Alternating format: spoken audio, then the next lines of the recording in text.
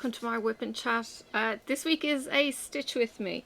So, grab your cuppas. This mug will change during the program, show, video.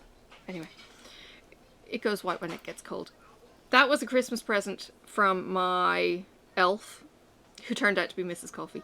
And I don't get to use it as often as I like. But when I do, I think of my friends in YouTube land and everything else. So gifts like that really, really appreciate, or are really appreciated by me. Also, Cal, I've been nibbling on the hula hoops. Yo, thank you so much. They are such a treat. So I am stitching on the Dark Queen of the Sea, Sal, by Autumn Lane Stitchery. This is 12 parts. We have been given drop 11 3 days ago. I'll give you a brief sneak peek. There is she. Oh, that way, yes. And I'm doing, oh my god, she's bigger than you think. Okay, I'm not looking, right? Because sneak peeks for me too. I actually work in hand, so I get to see what I'm working on, and I haven't actually looked at her really in her entirety. Far out. She's gorgeous, absolutely gorgeous. Now if my hair annoys me, I'm going to clip it back, but we'll see how we go. Have you all been? Happy 4th of July to the previous week. It is the 4th of July today. So, yeah. 4th of July equivalent over in Australia. It doesn't go down so well from an Indigenous point of view. I mean, you're celebrating independence and all that kind of thing, which is from British rule, but I don't know, do you have a similar kind of conflict with Indigenous people going, you genocided half of the cultures that actually own the land? I did notice that Michelle Bendy Stitchy actually wore orange the other day because of the whole stolen land kind of thing. And I kind of thought, yeah, the US had Indigenous people on it and Australia had Indigenous people on it. Ireland, England, which is where I'm obviously from, Ireland, we had, the old history was we had clans, although my family I think originally came from Wales. Hi Cal. See, distant cousin. So my family were known as the Little Britons, or Little Welshmen, Brannock, and we came over, we think, with this kind of thing from Wales. So from that point of view, there's the whole Gaul, French, and potentially Scandinavian, Viking, and all of that kind of thing. And I'm a redhead, so I think that comes from the Celtic line. I'd love to do my DNA testing and see what's in there. I only know, I think Dad's done back 6 generations on his side. He hasn't even done Mum's. I don't know if anyone has done Mum's. I've got his book over here. And I don't know if I mentioned last week that I had to stop reading it because it got to the bit about Mum having epilepsy and I went, no, PTSD, nope, can't do it. I wasn't in the right frame of mind mentally to be able to read it. Funny that I then spoke with Dad and he goes, oh, that's not long, and they go on to talk about travelling, and I'm kind of thinking, yeah, you really don't understand. Like, I'm getting to the stage now where, well, she died when I was 53. She got sick when I was 7, so that's 5 years. So I'm kind of on the cusp of where she got downhill sick. So I'm struggling. I'm struggling from a point of view of missing her and everything else. Now, I don't know if my sister's going to be listening to this, but if you are, hey. They've all kind of got through all that age because they're in their 60s. Shh. My little sister is 60 this year, or she was 60. But yeah, so there's all kinds of hang-ups there. Now I do hope I'm on camera enough. If you don't already know, I stitch in hand, and I've been told by my friend, wow, I'm a quick stitcher, and I don't feel like I'm a quick stitcher when I'm fumbling on camera. But anyway, this is potentially, what did I say, 2,500 stitches in this part, and I've been doing it for 2 days, and I'm going to be finished today on my 3rd day. So yeah, I guess I'm a fast stitcher. And she's always amazed because we sometimes send photos of where we're up to. Now, okay, listen, H, I don't often send you photos on the night because of spoilers. So yeah, I kind of keep her hanging a bit of where I'm up to, but it is always fun kind of sharing progress with her and everything else. So yeah, there's that. But yeah, it's only because of spoilers that I don't send you pictures of regular progress, even though I'm probably stitching most nights. So yeah, what's been going on? The drop happened like 2 days ago. For this one and for Clouds Factory. Sorry, I've got a rough bit on my nail. Clouds Factory dropped, and we get to do a gorilla and I can't think of what the other one was. But it was a baby gorilla, which is the logo for the There Is No Planet B. If you have gone on to Clouds Factory page, you'll see the gorilla. I've gone blank on what the other animal is. It is an endangered animal. They're all endangered. But no, I can't think what it might be. Anyway, so normally I actually stitch on that at the beginning of the month. Well, this month I decided to get the queen out of the way because, well, she's small, being 2,500. It frees up the rest of the month for me to really crack on then with Letters from Hogwarts, which I'm doing chapter 4. Yes, I'm in the pub.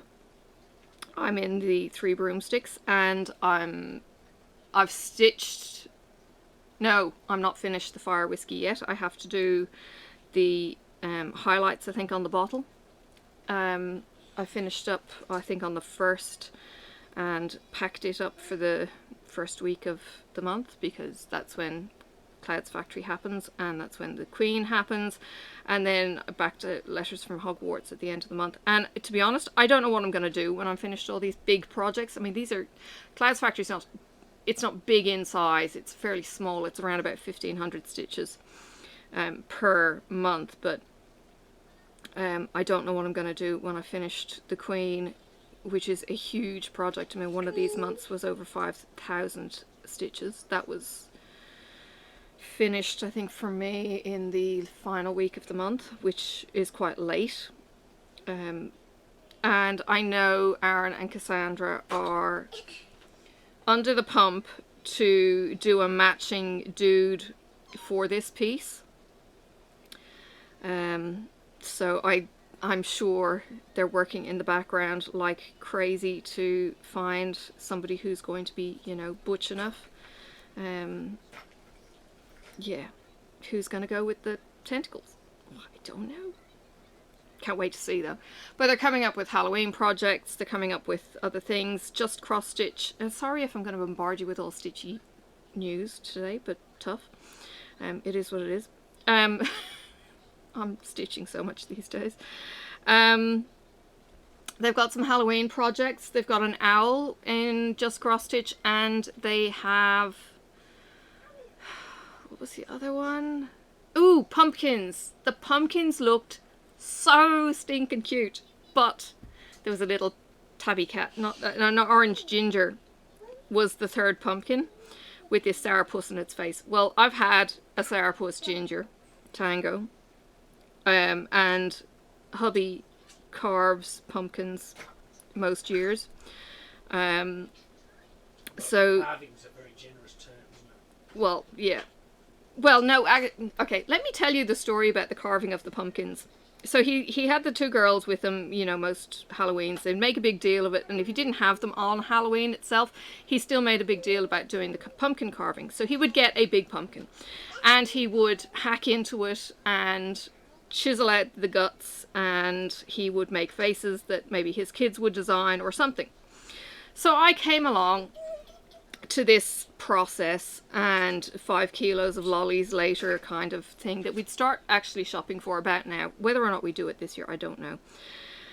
But in the process of doing this, I think the second year, we'd started accumulating, let's call them just toys, right?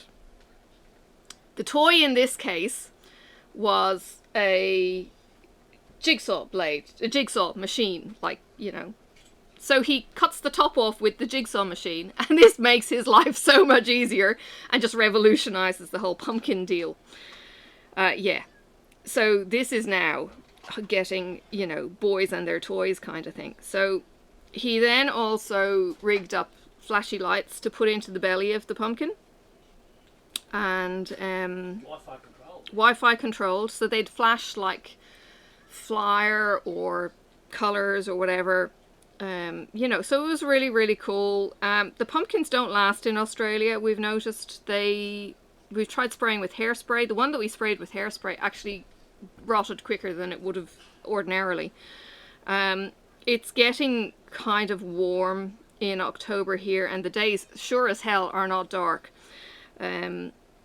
So yeah, Halloween around Tassie is not quite like Ireland, where it's cold and it's dark at 6, or, you know, like the States where it's dark early. Mind you, looking at your movies that you've got, like E.T. and all that kind of thing, which is really kind of, you know, my background on Halloween in the States. I haven't watched the Goonies, but anyway. In E.T., you've got kids going out on trick-or-treating, and it's daylight, and they're going out in their hordes too, but it's daylight. It's like, what's with that? Yeah, we used to go out in the dark in Ireland when I was a kid.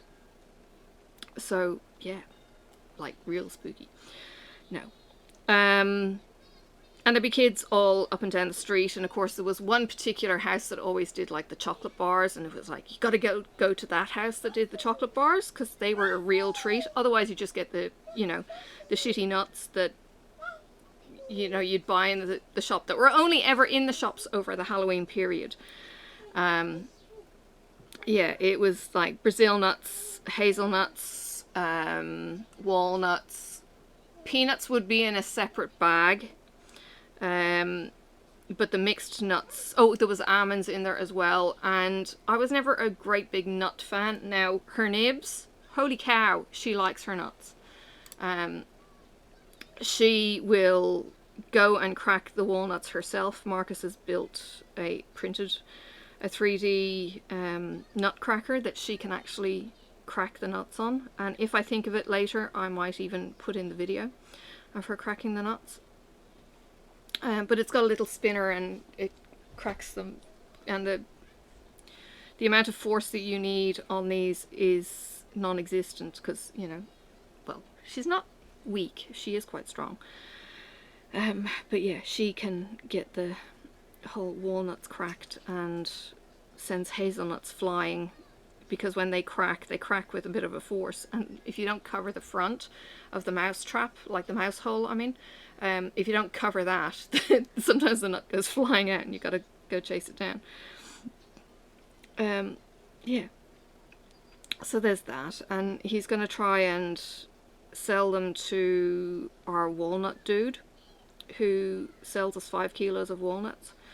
But often Sophie will crack a whole bowl of nuts and just nibble away on them.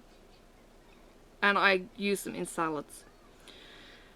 Might be a little bit weird, but it gives that, I don't know, extra protein and whatever, and they're just really nice because they're super, super fresh. Like, you're cracking them and then you're eating them.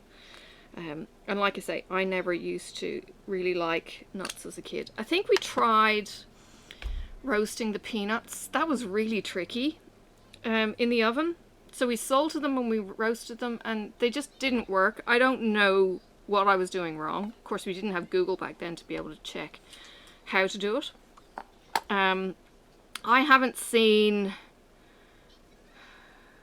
actually I haven't noticed monkey nuts, peanuts in the shops here in Halloween. You can get nuts all year round, which is pretty good, and they cost a small fortune. But our 5 kilos of walnuts tends to do us about 6 months, because when we get into the salads we go through it really quickly. Yeah, and as I say, she'll eat them just as a snack. I cannot see that hole. Good lord. This is the one issue I have with the ballpoint needle. The eyes are really small, and I don't use a threader. I lick. So, excuse me, but it is what it is.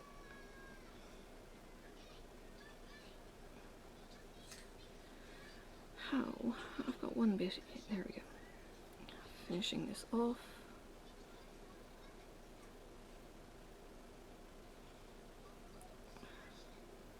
Just gonna send this backwards if I can, without driving it into my finger, because the other end is still in my hand. Okay. There we go. So yeah, what I did last night was get to a point where I could literally just paint this in, and I'm on to the last colour. So, in case you didn't know, so I've pulled out one thread here, right? One thread, and I've slid it down the body of the thread, and then you just snip. And that's how you get your threads out of your GMC, and then that just will pop out again for the next time. You always pull from the end that has the number on the label. Hang on, I'll show you. So you pull from this end where the number is. Oops, that way. And yeah, there's an end there when you get a brand new floss, and it just works. It's something to do with how the thread is woven, and yeah, it just works. I don't know how, why, or anything else. Oops. What? Just trying to get that length. And then we get the tricky part.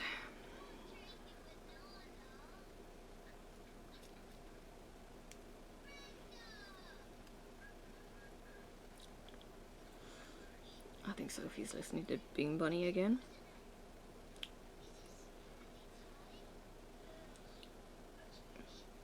He's such a whiny bunny. Oh, I feel so blind. Here we go. So when I pull that, I actually pull it so my overlap is really quite short, because that's the shortest then. So my overlap, like my double threads go down here. This is my working bit here. Okay, I know you can't see much, sorry, I'm trying to get used to cameras. Oh, there against me. So it's about 6 inches is my working bit, and then as I need more I will stretch it out. So because it's the loop start, pull it almost all the way through, find my loop, just take the slack out, and then I go back into the first hole, pull it down. If there's a little bit of a bump, I'll actually put my needle under the thread and pull up. Now I'm not sure if you're getting all of that on camera, but and then I'll finish off the X, or I'll just continue in the line depending on what I'm doing. I think I'm doing the Danish method. I do a line out and then finish the X's on the way back. And I do my crosses as a well, let's call it a right slant. It doesn't matter if I go in from the top or the bottom, but either way it's going from top right to bottom left, or bottom left to top right. And I finish with my leg going slanting from the bottom to the top left. When I had a go at doing tent stitch on my Heaven and Earth design, I actually made the mistake on the 25 count of doing 2/1, and then the rest of it is 1/1, but I'm not 100% happy with it, so yes, there's that. I have 2 retreats coming up in July.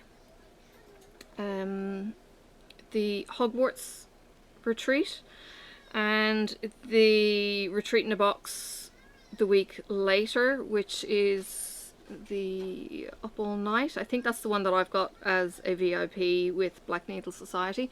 The Frogwarts box is sitting in Melbourne. I need it by the end of next week. I really hope it clears customs in time.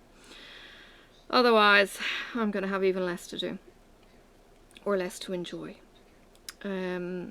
Yeah, so I've got days off work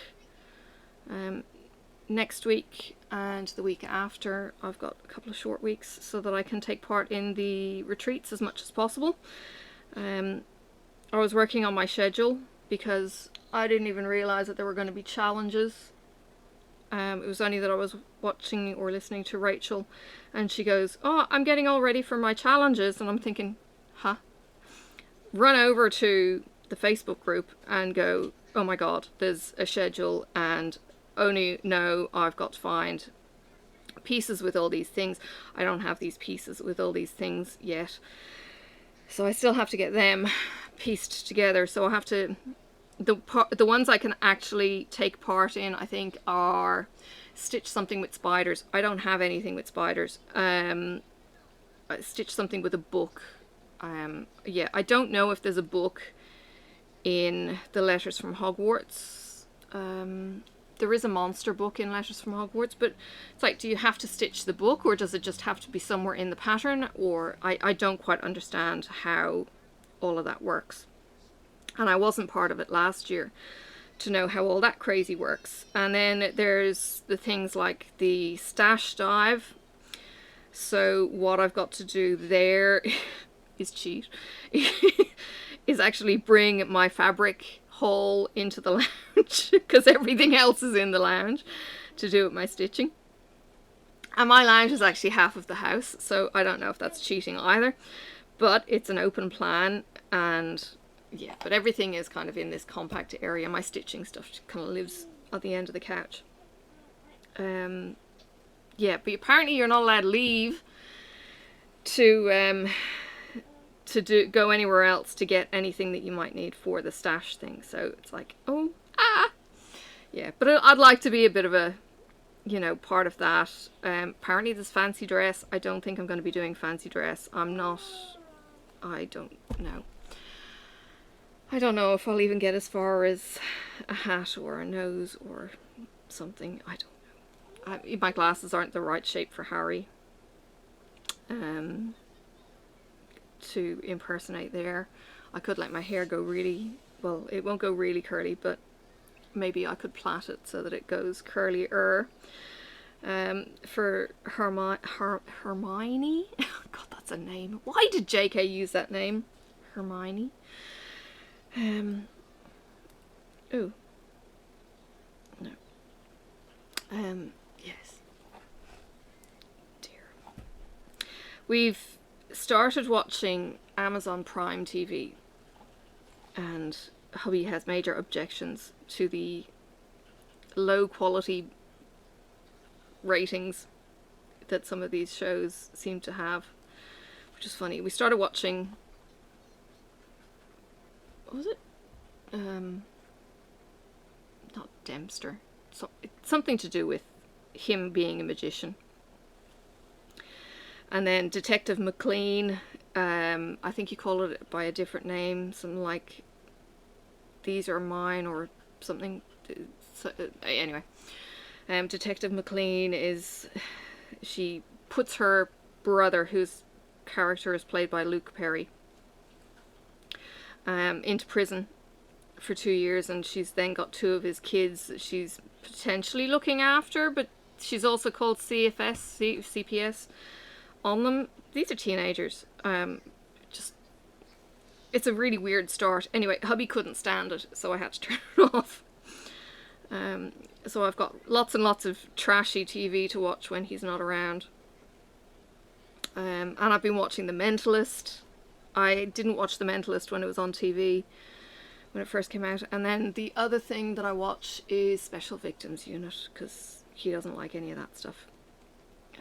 So again, it's all late night stuff because he's been going to bed early. Poor darling has man flu. And, you know, did the obligatory, went for the COVID test and all that kind of stuff, which, you know, we don't have COVID in Tassie yet. Yeah. But he's gonna be okay. He just keeps hurting himself. I said you're going to be okay. No, it's the worst case of man flu ever. We have had, I don't know if you guys in the States, what you're dealing with over there. I'm sure you have got the Delta variant, but they've found by contact tracing that the Delta variant, being as transmissible as it is, they found that 2 people, one person gave it to another one walking past them in the city. They actually caught them on CCTV, and all they did was pass each other. And it's like, what? That's just insane. It's highly efficient of a little virus, but it scares the crap out of me. We were told in work last week and at a big meeting, you know, that it's going to come, and, you know, it will. It's just whether or not it will get loose before it's stopped will be interesting. And the whole, you know, is vaccine actually helping? And then there was word from one of the international European countries saying that they want their people to be immunized by the 2 different types of vaccines now, the mRNA and the other one, because it gives you a much better chance of immunization protection, because then your body knows how it's going to react to both to both methods by the virus to breed, and not just the one. So I've got the Pfizer, which is an mRNA, and hubby was supposed to be getting the AstraZeneca, but they bumped it at the last minute because of blood clot issues, and he's now going to be getting the Pfizer. But yeah, interesting. And they haven't said anything here about adopting that dual vaccine thing. So yeah, I had a fairly minimal response to Pfizer, and I don't know if that means that it works or not. Excuse me, need a tissue as usual. Nose running. Oops.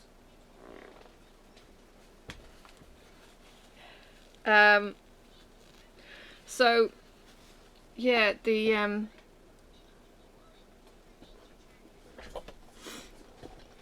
haven't heard anything on the scientists, whether they're going to push for the dual or not. But the idea of being a contact tracer fascinates me.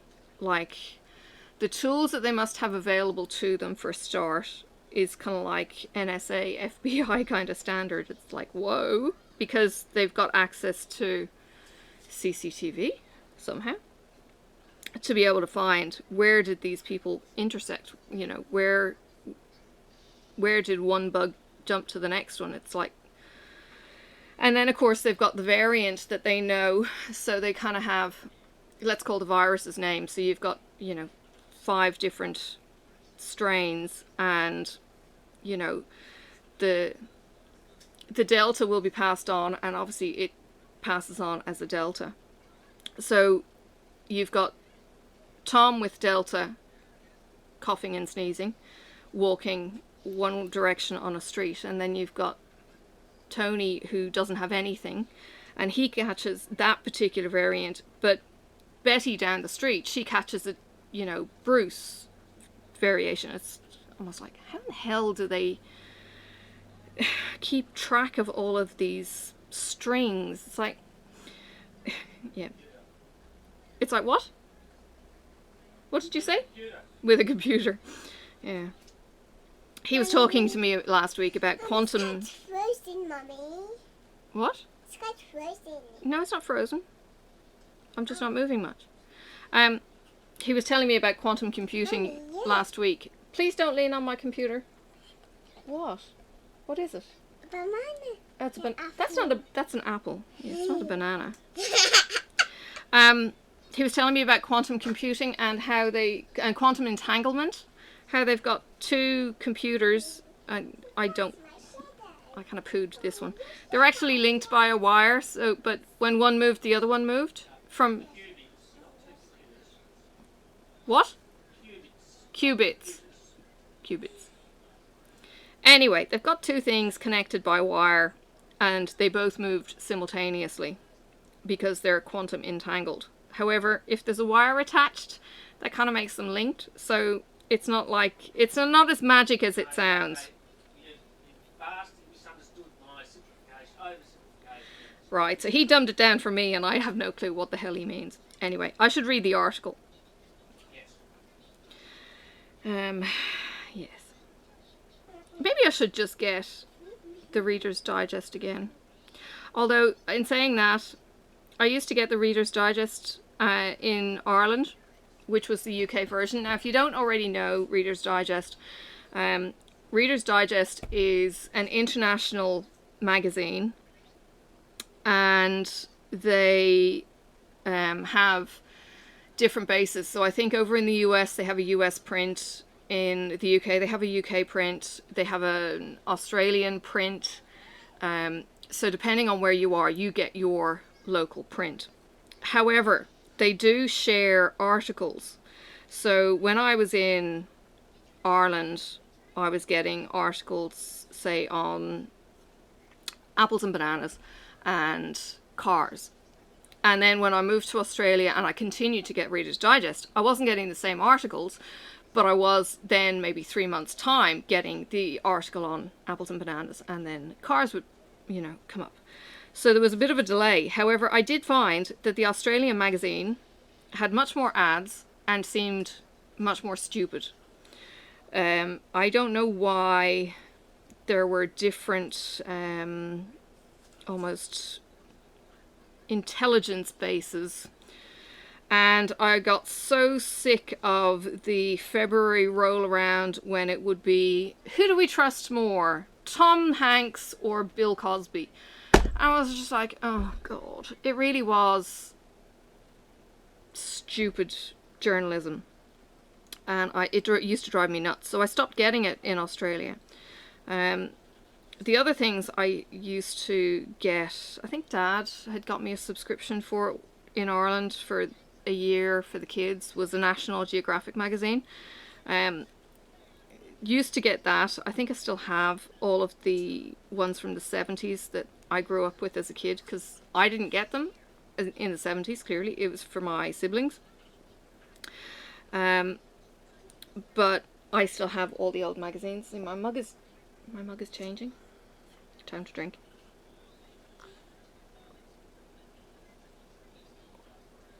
And isn't that bottom just the coolest? I only see it when I'm on camera, of course. But yeah, it was just almost like, I don't know, dumbing down the media that I didn't like. But they also have an Australian Geographic, which is about half the size. Of course, it's half the price. It's only a quarterly magazine, but it's the Australian kind of version. But National Geographic used to be awesome. I still have, and I've played it to death, a floppy single that came with one of the magazines with humpback whale sounds on it. It was really, really cool. But it was a thin, flexible record album. But it was, a 9-inch or 7-inch or something. It was small. But yeah, humpback whale sounds. And then you'd get fold-out maps and all this kind of stuff. It was really, really cool. And And that used to be kind of my encyclopedia. And Dad also had an Encyclopedia Britannica kind of set. I think I kept them too. Well, actually, I don't think they were a Britannica. Might have been free with... No, he would have paid for it. He would have paid for it with the Reader's Digest. It might have been a Reader's Digest set, but they were brown and they had red kind of boxes where the letters sections were. I think I've still got them. They weigh a freaking ton. Or at least I had them until separation. I don't know if I brought them or not.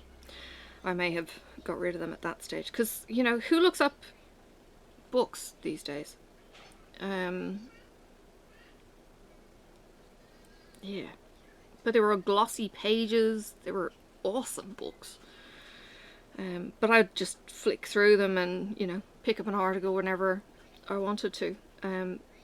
But Wikipedia is my go-to encyclopedia these days. I have to try and hope that it's for real, although there was an article... There was an article I was reading...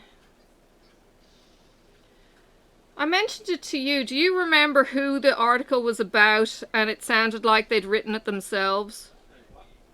There was an article on Wikipedia. I'd looked up somebody and it sounded like they had done their own...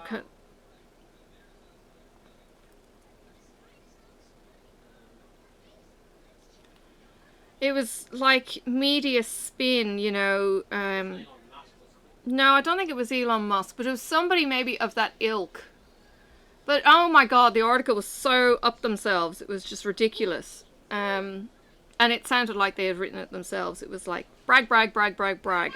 And you know, on Wikipedia, sorry, I'm trying to unravel this. I think I'm going the wrong way. On Wikipedia, I'm just going to have to hang it. On Wikipedia, you can edit the articles, you know, yourself, and it's kind of peer reviewed, so you could go on basically and start writing about yourself if you had a title page. Why would you? But it was really weird. I mean, I will research any movie that we watch or any documentary that we watch that's based on a true story. I will research. Sorry, I'm just trying to turn this so you can see it on camera. So I'll be sitting there going through IMDb and going through the trivia and then go on to Wikipedia if I want to. All the while the movie or TV show is playing. Yeah, I know, it's a bit weird. But technology at our fingertips these days, isn't it? It's really, it's cool, it's scary. Yeah.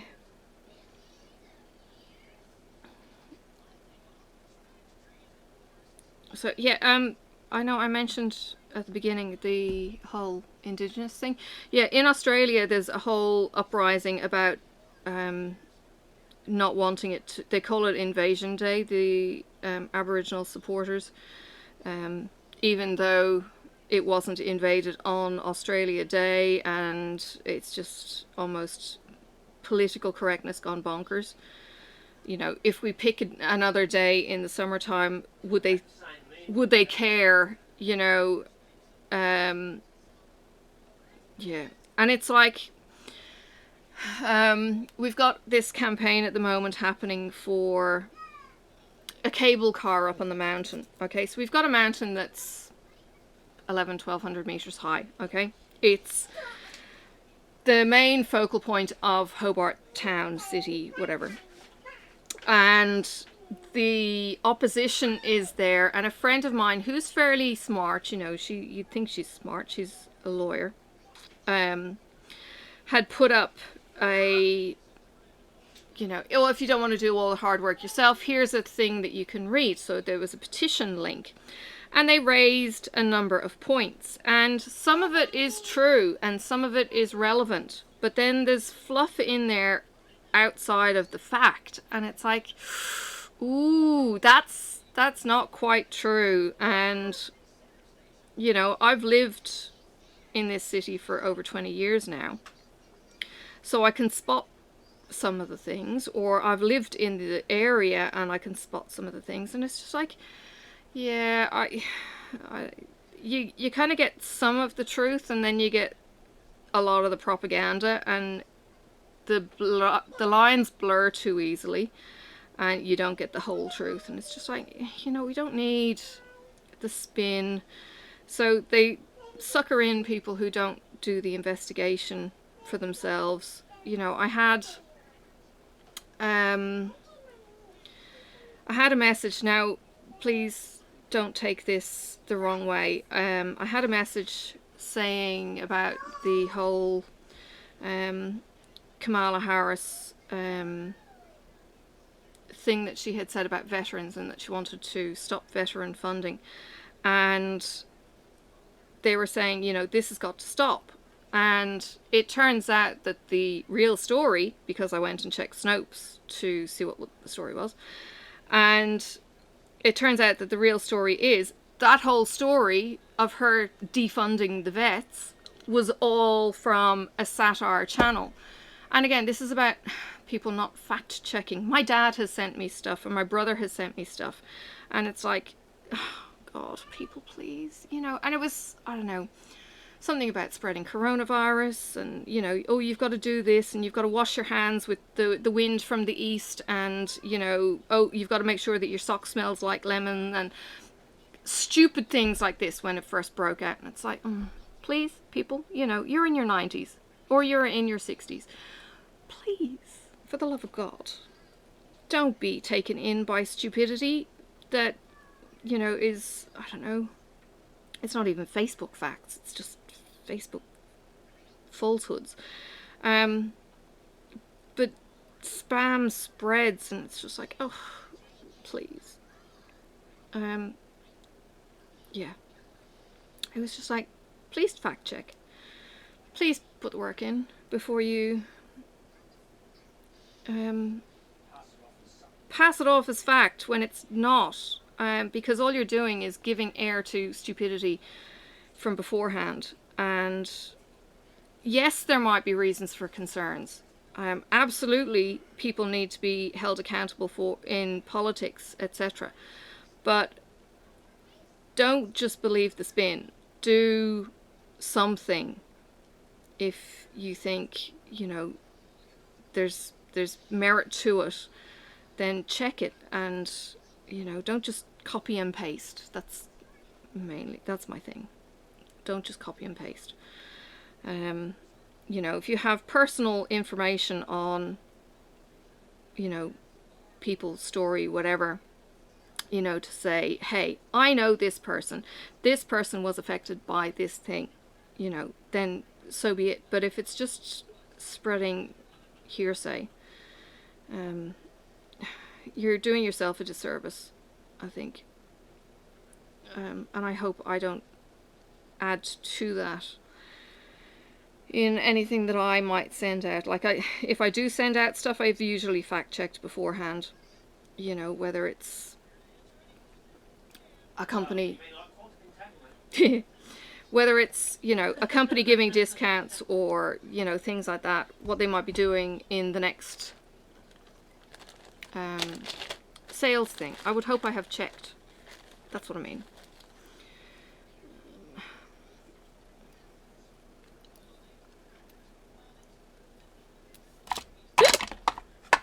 Oops. Sorry.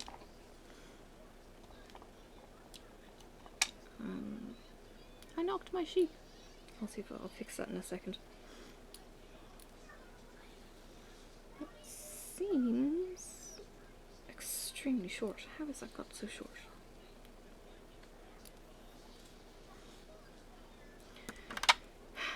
Skizzers.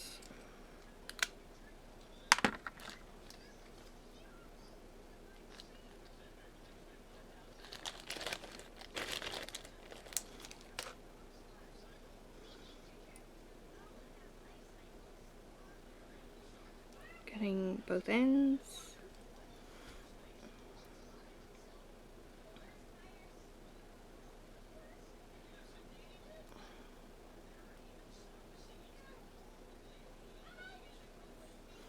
One end is quite fluffy. I'm hoping this will still work. Oh, still can't see.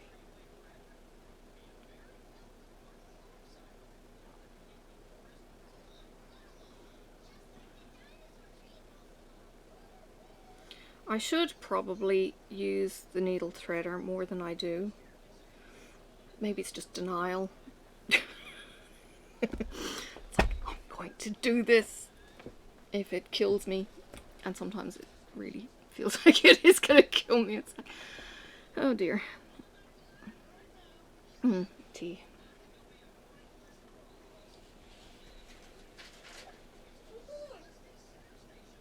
So yeah, my white mug is disappearing. So my black puppy playing is going, and I end up with a puppy on his back and paw prints. It's all kinds of cute. I love how it changes. It's not necessarily the huggy shape that I like, but I love how it's got the humour in the change. Yesterday I went out with Sophie. I went window shopping in a couple of yarn shops that we have. Now, I've got one local yarn shop in the next town, suburb kind of thing over. It's really weird. It's a suburb, right? So in the next closest yarn shop to me, I went in there and was looking for yarn and found needles that I've been watching Nimble Needles, Norman, lately, and he's such a good teacher. He's been knitting since he's 6. He is, I think, from Denmark. I think he's Denmark. I don't think he's German. He might be German, but anyway, somewhere over there. And he's, you know, talking about, sorry, I'm off camera. He's talking about different brands of needles, and these are like, you know, foreign names to me. So this Chigachu or Chikachu or something cheeky.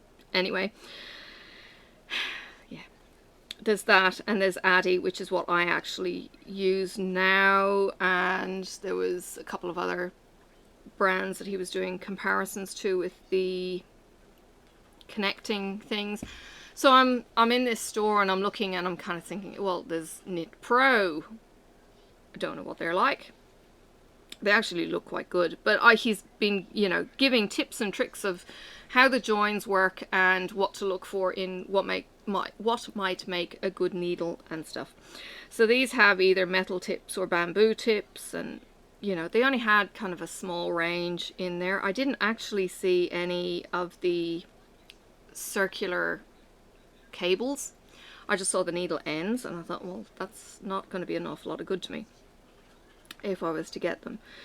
But yeah, just give me a bit more knowledge on what to look for. So the only other choice I've really got, I think, in my area is Spotlight.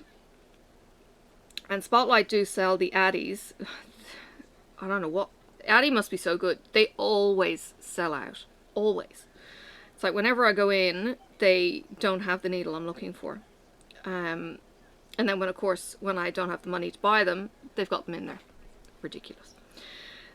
Spotlight never have VIP sales on them, or very, very rarely. You know, I don't know why I'm a VIP customer when I never seem to get any benefit. It's like, what's the point in being a VIP?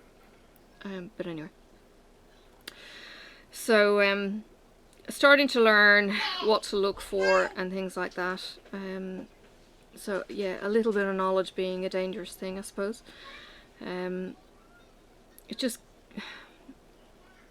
helps me. I have never used bamboo needles, and I'm not sure that the coloured stripy needles that I saw were actually bamboo needles. They might just have been coloured wood, but they were very, very pretty.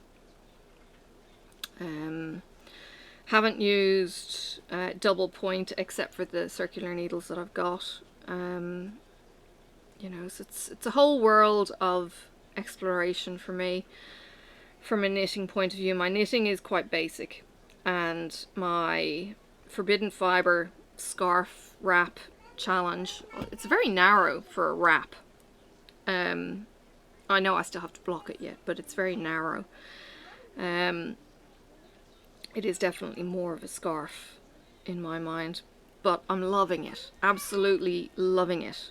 There's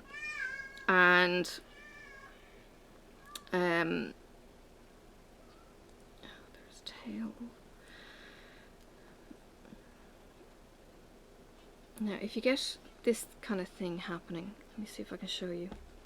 I've got a loop here. Where am I? Here. Okay. So in my finger here, there's a loop. What I have found, try and get that against my finger. What I have found is if I put my needle into the loop, I can actually loosen it and it doesn't tighten on itself, so it just pulls out. Just in case you come up with that kind of snarl yourselves. I've just got some fluffy ends coming out to the front there.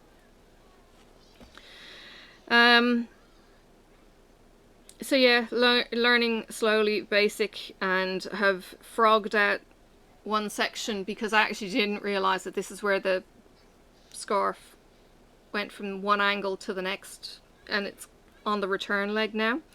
And I'd stuffed that up, so I ended up having to rip it up. And I may have mentioned it to you last week that I had started stitching a row, and then halfway along must have stopped the row and then started it and went back along the row instead of finishing the row.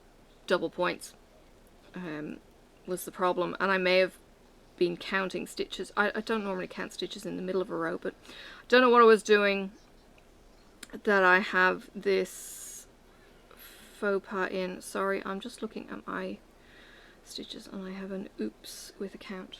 That's alright. I'll fix with the next one. That's better. And yeah, so ripping it out, and he's got tips and tricks for ripping out and knitting and lifelines and all of that kind of stuff, and how your double point needles can have holes in them for the lifelines. Yeah, it was really cool. And learning how to do different stitches. Yeah, learning lots and lots, really enjoying it. I am planning on crocheting a blanket and learning a new stitch in doing so. It's called, I think it's called Silt, but I think it's a moss stitch, and it looks really cool. But yeah, that's the next plan in the evenings to be done. I don't know how fast it will work up.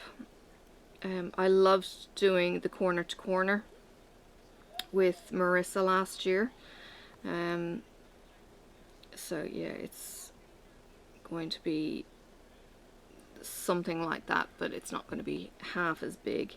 And now I just need to get the colours that I want, and yeah, go for that.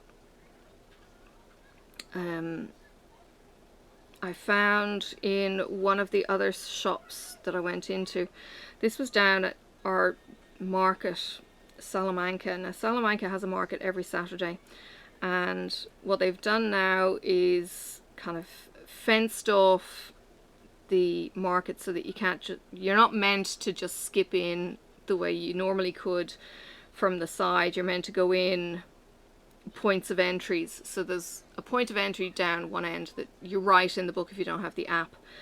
There's a point of entry midway up.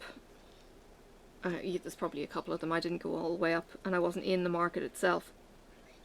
But there's so many people around in the city and in the back of the market that aren't signed into anything. You know, I was checking in when I was going into some of the stores, but I don't know. Yeah, going into the stores is, but not into the streets. It's compulsory to get into the market. But in these back streets, I'm passing people on the steps. I'm passing people in the street, and I'm kind of thinking, any one of you guys could, you know, potentially be infectious. Now, granted, it's not meant to be in Tasmania and that kind of thing, but, you know, it was just like, yike. Do you guys have a check-in app over in the States? People say a star. Sorry? Stick it on them if they're from interstate. No, because if they're in from interstate, they have to self-isolate until they get a negative test, or if they're in from a certain date, then they have to quarantine for 2 weeks. That's the rule. So if they've been in a questionable area before a certain date, they've got to self-isolate and test. Once they get a negative test, they can be released. But if they're from a hotspot in a certain area from a certain date, they actually have to quarantine. Yeah.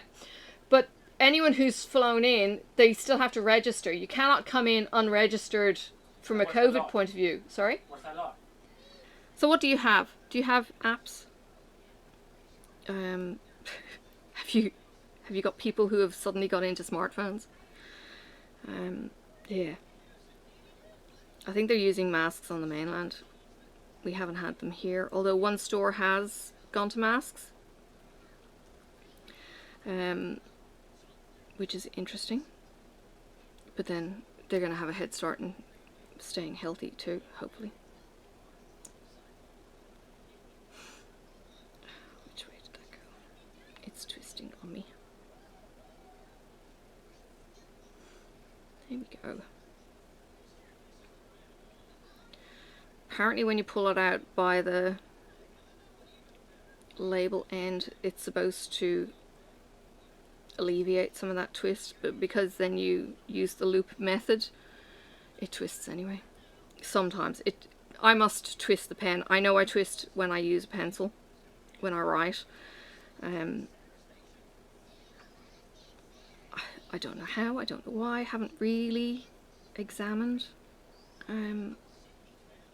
All I know is my pen rolls around in my hand.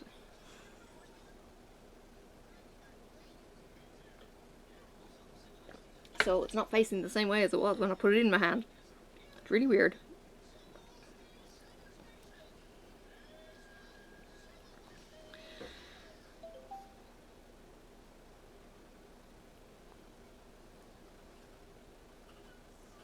I finished work early on Friday to get an iron infusion.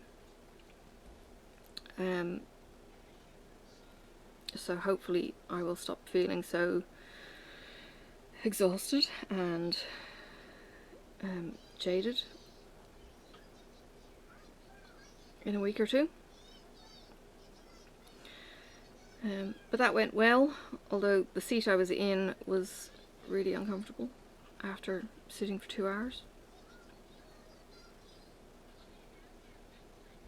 The last time I'd had an infusion was 3 years ago. And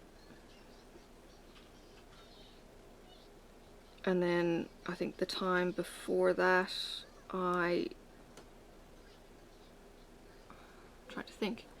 I know I chose iron tablets initially, but I don't know if I ended up getting an infusion or not. Maybe the iron tablets did enough.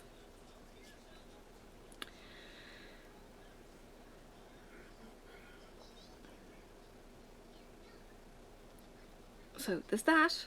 That's hopefully gonna improve things. Work is work. Work is busy.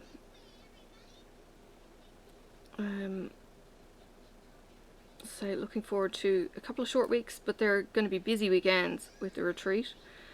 I'm not planning on being up through the night. A lot of the things kind of happen at 3 o'clock in the morning. I'm not planning on being involved in those kind of things. What is going to be really cool is they're watching the Harry Potter movies in marathon. So I think it's like 1 in the morning and 1 at middle of the day and then 1 again late in the day or something, or 2 movies a day. No, I think it's 2 movies a day because it's over 4 days. But completely, and this is, I don't know what my head was thinking. They say that the retreat is the 8th to the 11th They actually started on the 7th, on the evening of the 7th in the US. So it starts on my Wednesday. And I didn't take that into account when I was putting in for time off. So I'm missing the Wednesday night, which is in my Thursday, the Thursday night, which is in my Friday, and then I get to take part from Friday onwards. That's often my well, it's my Saturday, but it's my Mrs. Coffee, Jennifer Roberts, who else? Mickey, I think, goes on Saturdays. I haven't watched her lives for a while. And then Sundays are Mindy and Jeremy. So all of those will get displaced for Frogwarts stuff. Sorry, I'm off camera. And I'm nearly finished. So yeah, I'm really looking forward to it. There are apparently Quidditch games. I couldn't take part in those because you have to be there for all 4 days. Listening to the diamond painting retreat stuff. Oh, I so wish I could get over for a retreat. When I win the lottery, I'll do that. Is that okay?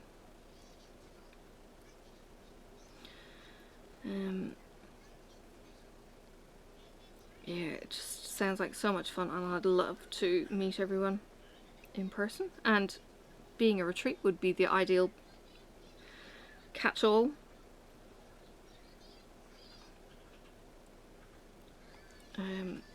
Yeah, you guys are crazy. Definitely crazy.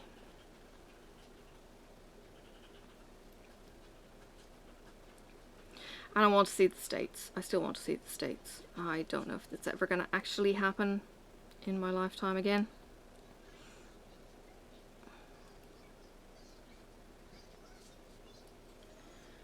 But we'll see.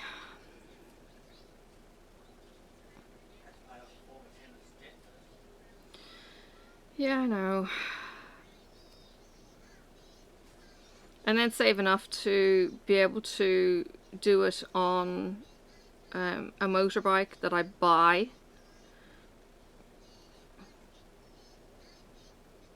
Yeah, I'm that kind of crazy. I wouldn't rent one. Renting anything is too restrictive. You're not allowed to do roads, you're not allowed to do whatever. You can't customize, all of that kind of stuff. But being on a motorbike means that you've got 0 space too. So I don't know how that will actually work. By the time you get there, you've got to take into account that you probably won't be able to buy a motorbike. You might have to buy an electric bike. Oh. Oh yeah. It changes the whole landscape now. Well, it would be quieter. The problem with doing a car, I've obviously never driven left-hand drive because I drive on the correct side of the road. So the idea of driving a Continental style would just probably freak me out. I don't know if I could do it, or how difficult it would be. I know the general controls are on the same side. You know, like your brake is on, you know, the clutch, the brake, the accelerator are in the same position, so you're not confusing pedals as well. But being on the other side of the road, I mean, I've driven in France, but I'm driving my right-hand drive car, my car, that I'm already familiar with on unfamiliar roads. So, yeah, takes a little bit of brain tilt to work. And in saying that, I was doing that when I was in my 20s, when my brain was probably a lot more plastic and teachable. I don't know.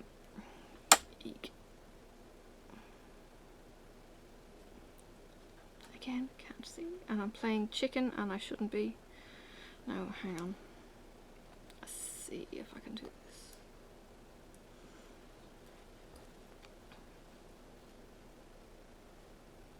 The problem is I have no idea where I am stitch-wise. Nope. Let's see, where am I? I'm here. I'm here. Oh, see, because it doubles up when you're on the back and you get to this point. There we go.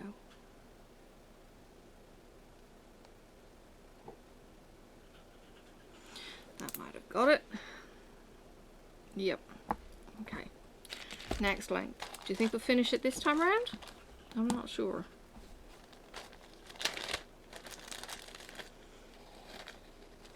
You don't want to go too long, otherwise your arm's not long enough if you go too long, and you're more prone to the tangles. So while it's a pain in the ass having to cut new lengths, I'm looking for the end. It's probably better anyway.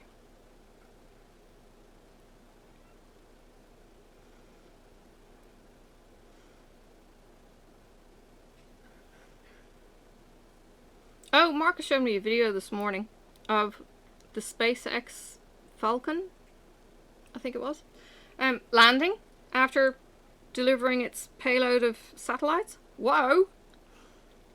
Check that out if you're into spacey stuff. It looked amazing and controlled, and it landed upright, more importantly. It was just incredible watching this rocket do its thing and come back down. And because it came down in such a manner, it also means it's reusable. I take it. I mean, I can only assume that's why they wanted it back. So they could put more satellites up in space. Which, yeah, adds more junk up there, but anyway. Alright, so now the loop start.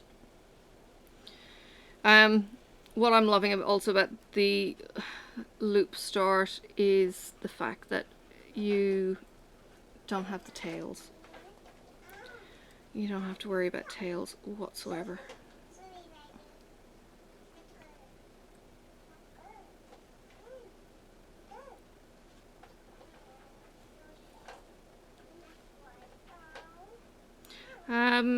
Did I mention that Sophie was sick last week?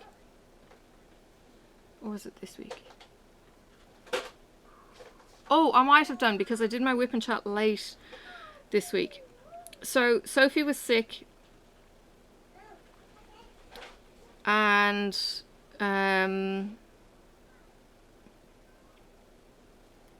she threw up, I think, on Tuesday night, and she was still vomiting the next day, and then she was sleeping during the day. She's fine now. She was sleeping where she doesn't normally sleep. It was funny because when I came home yesterday, she conked out maybe 15 minutes from, no, not even 15 minutes, like not far from home. She conked out, and I was listening to Jennifer telling her story about Willow on YouTube. So I just sat in the driveway while Sophie got a bit more sleep, and Marcus messages me because he didn't know where I was while I was still out, and says, can you bring me home some butter menthols for his throat? And I had a stash in the glove box, and I had a stash in my bag. And I said, yeah, well, I'm just sitting out in the driveway while Sophie is sleeping. And he said, don't do that, you're making a rod for our back. And it's like, yeah, okay, well, maybe, but I'm also watching YouTube. I didn't want to stop watching. Yeah, I didn't want to stop watching and catching up on the news. So, yeah, so I would have, yeah, if I wasn't watching YouTube, I absolutely would have been coming into the house. And as it turned out, I came in and put Sophie on the bed and took her shoes off and threw the covers on her, and she rolled over and went back asleep again, which is really unusual for her. So I don't know what's changing, if it's just getting over this bug that she had or whatever. Yeah, but yeah, she's been eating her breakfast and then falling asleep on the couch. And then when I came home early, what do I mean, Friday? Thursday or Friday, I might have had an appointment. I think it was Friday. Came home and she was asleep on the couch, and it's like, she's in my seat. And Marcus just goes, move her. So I move her and she continues to sleep, sort of, and then she rolled off the couch and woke up a bit. Yeah, very, very unusual for that. But she's fine. He said she counted or identified the number 50 the other day. She's been watching number blocks, and they identify numbers by blocks, which is something that they did in school when, as I discovered, because they made out that my eldest was thick because he didn't know his numbers. And I'm going, well, you show me what you're talking about. And she's going, well, this is how we do multiplication, because he was asked to do 3 blocks of 3, so he did red, white and blue, red, white and blue, red, white and blue or something. And the teacher said, no, you're meant to do 3 reds, 3 reds, 3 reds, or whatever. And it was like, he's already able to multiply, you're the stupid one. And it was really frustrating getting used to the difference in math levels, and how they do things. I don't think number blocks is Australian though. But it still does its number kind of selections in block form. So, but they also do multiplications. So the block might be a 9, and then they break it down going, well, 3 3s are 9. And if it can be done 2 different ways, so say it's a 12, and you can do 6 2s, 2 6s, 3 4s, 4 3s. They'll actually show all of that kind of breakdown, and they do it in block form. So do you remember those blocks, excuse me, that sit together? I don't know if you've got them in the States. They're these little cubes, and at the top of the cube is like a slightly smaller cube, and they interlock so you can make it a big long tube that's like a square packet of lollies. So they've got different numbers and different colors. So the 7 is a rainbow because it's got all of the colors of the rainbow in it, and the 3 is a particular color. 1 is a little red one, and 3 might be yellow. I think 3 is yellow, and 3 is a little bit feisty in the show. But they've all got these different personalities. It's kind of cool. But the latest couple of shows that have been on, I've been watching, they've gone up to 100. So it's really cool that they're getting preschoolers even to go up that high in their numbers. You know, so they're doing multiples of 10 and things like that. So it's a smart show. And then she watches Bing Bunny, and it all goes to pot.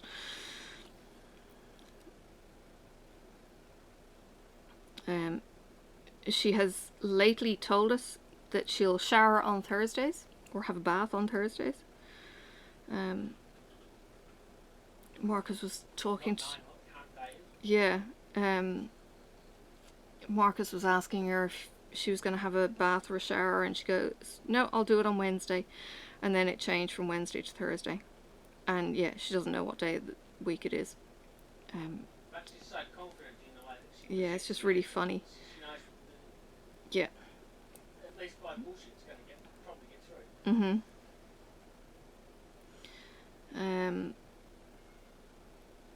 The day after, of course, I made the mistake of throwing her into the bath with the bubbles, and she had the histamine response, got her some antihistamine, and she came good the next day. It was like, oh phew. Bad mother moment.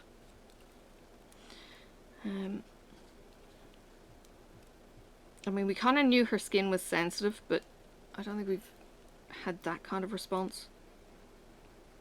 Marcus has been very good about not putting bubbles in her water before, because she was reacting. Yeah. But, yeah, it's a thing for her. And now she's down the other end of the house and she's knocking. I'm not quite sure what she's... Oh, is it? Oh. And my needy cat, oh my god. Squeals. Talks. All bloody morning until he gets fed. He's so annoying. Not a peep from his sister. But, Zach, he'll just sit there. Oh. Yeah. When he starts at 6 o'clock in the morning and you don't need to be up that early, it's like, oh, shut up, cat. And he was in great distress after the other two weren't around. But, he just wants a little bit of love and attention, and then he quietens down. And he and Lexi are still boxing the heads off each other when it comes to breakfast. Yes, it will be interesting when we get down to 1 and how they cope. Let's see how we go.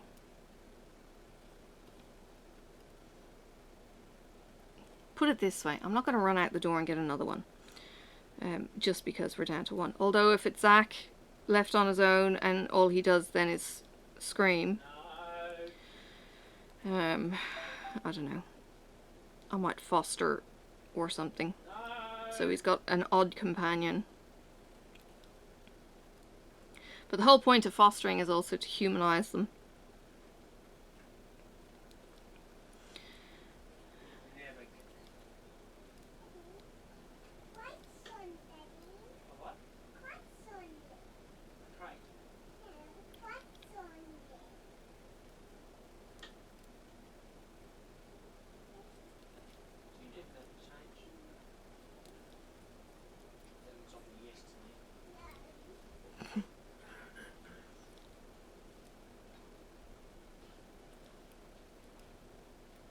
Today is Sunday. Sunday being normally a roast day because Marcus has been off his food because of, you know, the man flu.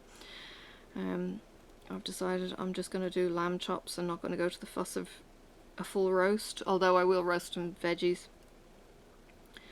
We haven't had veggies much, or he hasn't had veggies much. Actually, last night I had ice cream, which was okay, except it was so nutty. I was like, no, I just want some chocolate ice cream.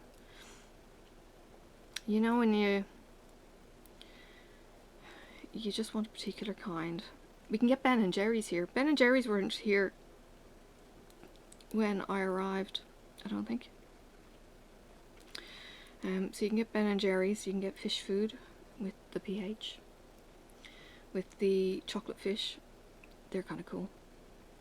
Although cold chocolate doesn't do it for me, unless it's a Mars, and that's only because I eat Mars by the layer, especially when it's come out of the freezer. I've so had chocolate munchies this week, and I'm trying to lose weight and not snack, so it's been even harder. So yes, it's fun being disciplined. So it's kind of like, okay, have a glass of water, give it a bit. What have I eaten today? On my borderline, not that I'm calorie counting specifically, but on my borderline for what I've eaten. Like, have I had a big meal, and have I had lunch, and have I, you know, what have I had for breakfast?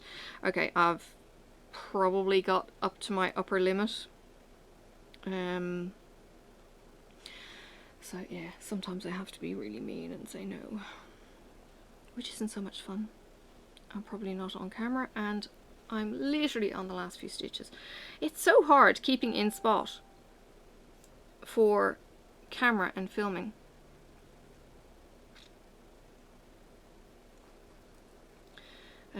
Because your hand wants to move and I want to bring it up close to my face or something. Where are we at? Last line. No, why should I go there? Oh, okay.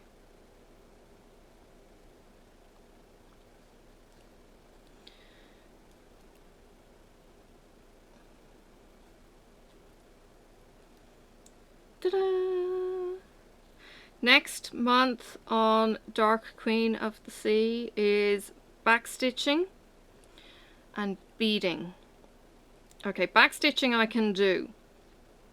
Beading, never tried. Seen it? It looks, well, Noah in Noah Stitches, he did, was it Noah? No, sorry, it was Kyle. Kyle Reckmeyer. Stitches in Sound, I think might be. Kyle did two were they Mirabilia? They were slightly different from the usual Mirabilias, but I think he did two model stitches. He did awesome, but there's some beads in that, which is fairly common for Mirabilia. I don't know if they look brilliant or not, where some of the dresses in the Mirabilias are like full on beads and all kinds of fantastic. Yeah, so I know there's beads in her neck. And I know, well, I don't know where the back stitching is going to go, to be honest, at all. I really don't know where the back stitching is going to go. So that's going to be exciting. We've already back stitched her face and the fish. I'm not entirely sure. Oops, needle dropped. There it is. I'm not entirely sure why Aaron had us do the back stitching on the fish and the face, but that's how it's gone down. Okay, I'm finished. Oh my god. So that was, I don't know, 2,500 stitches.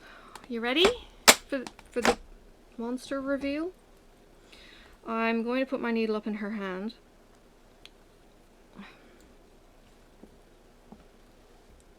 Wow. Wow. Okay, so.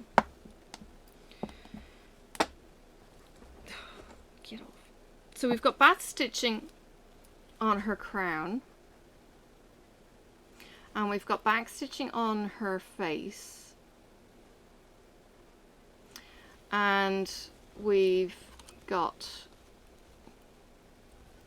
back stitching on Huey, Dewey and Louie on the tail. There's only a little bit, so there's a little bit kind of here, and then no, that way. There's a little bit through the tail here, and then there's, oh, wrong way. There's a little bit here on the fish and the gills. So where else would you backstitch? The coral has backstitch as well. They've already got some of that out of the way. I'm going the wrong direction. There's backstitching around this dark edge, and I think on the other side as well. Where else would you backstitch? I've also, her belly. Originally I did that 1/1 and I went nah and took that all out. So let me do this. Is that gonna, yeah. Alright. I know, I'm all up in your face. Looky, looky, looky. That way, that way.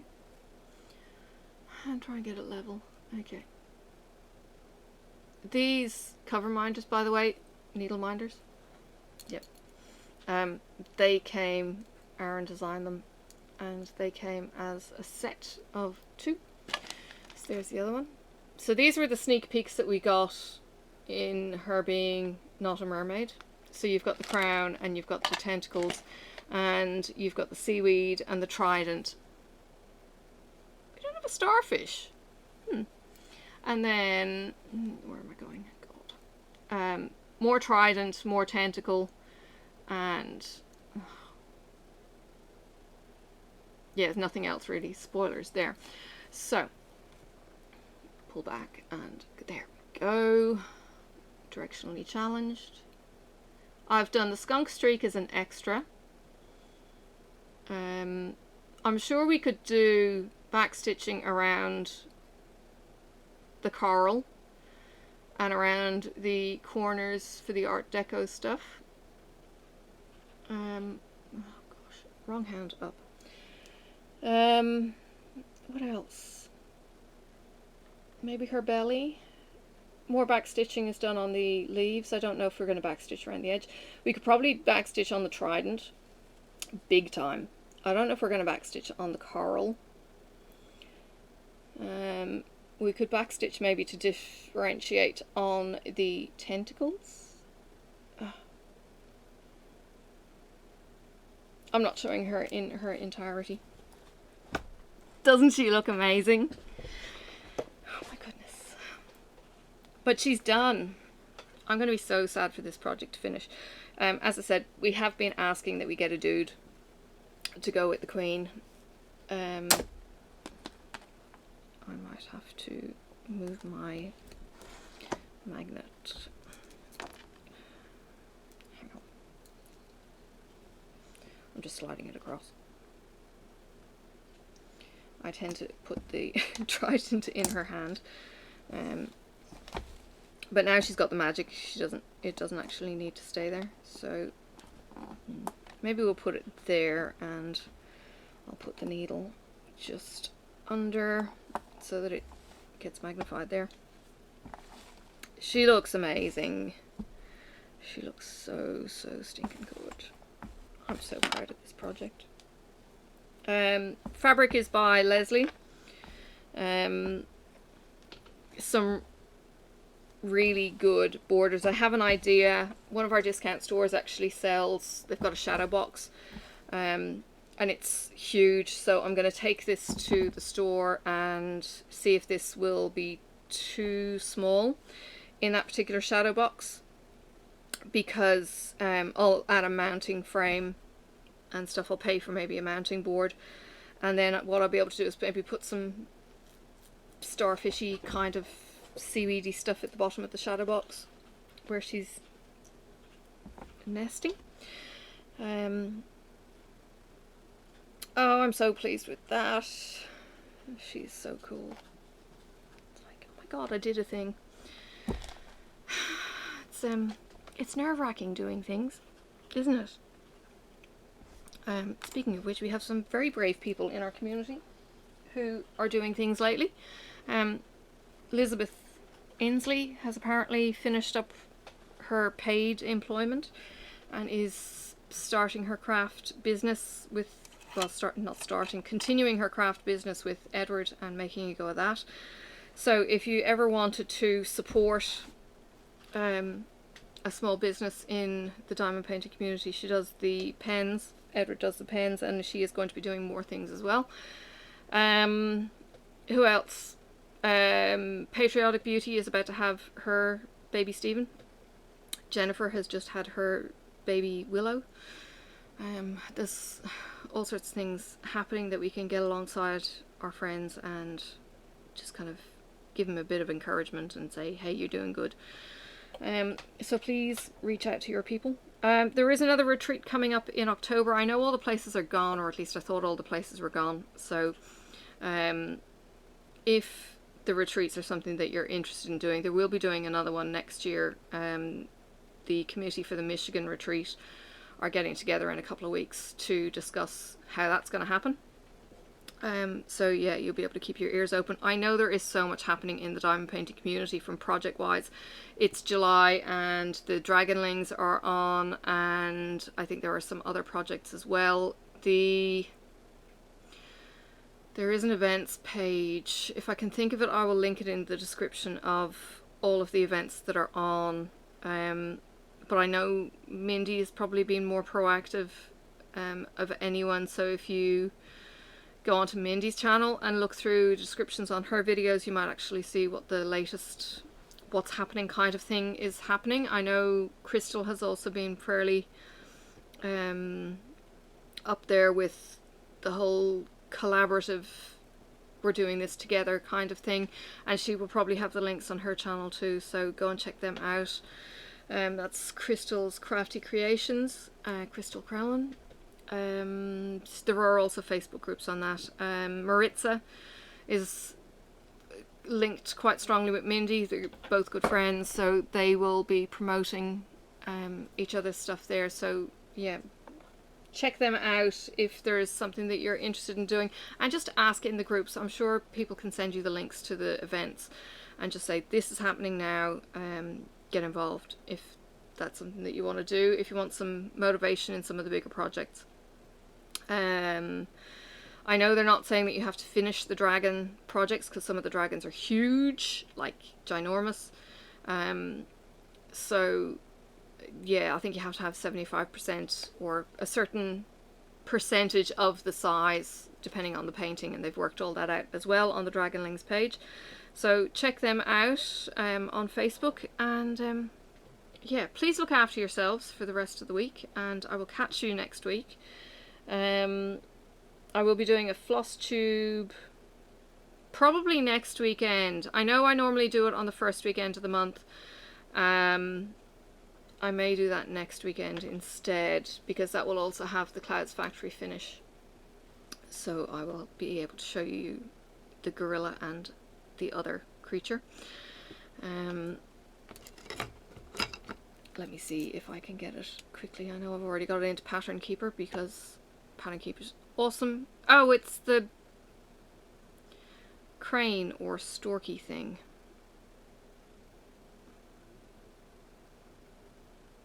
Hooping crane. Apparently they hoop. So yeah, it's a hooping crane, and the gorilla is the endangered animal in Clouds Factory. So yeah, there's that. And yeah, the rest of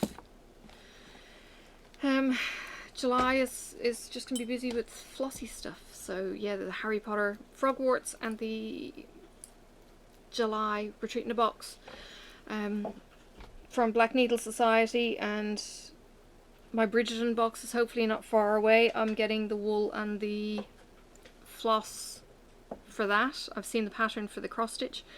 Don't know anything about the knit project yet, so it's like, yay, can't wait. So yeah, lots and lots of stuff to show you. I've got stuff in my box that I haven't got around to recording. I've got recordings done that I haven't got around to editing. I'll get there. Alright, look after yourselves, please, and look after each other, and I will see you around on the tubes. Bye for now. May the road rise up to meet you. May the wind be always at your back. May the sun shine warm upon your face, and the rain fall soft upon your fields. And until we meet again, may God hold you in the palm of his hand.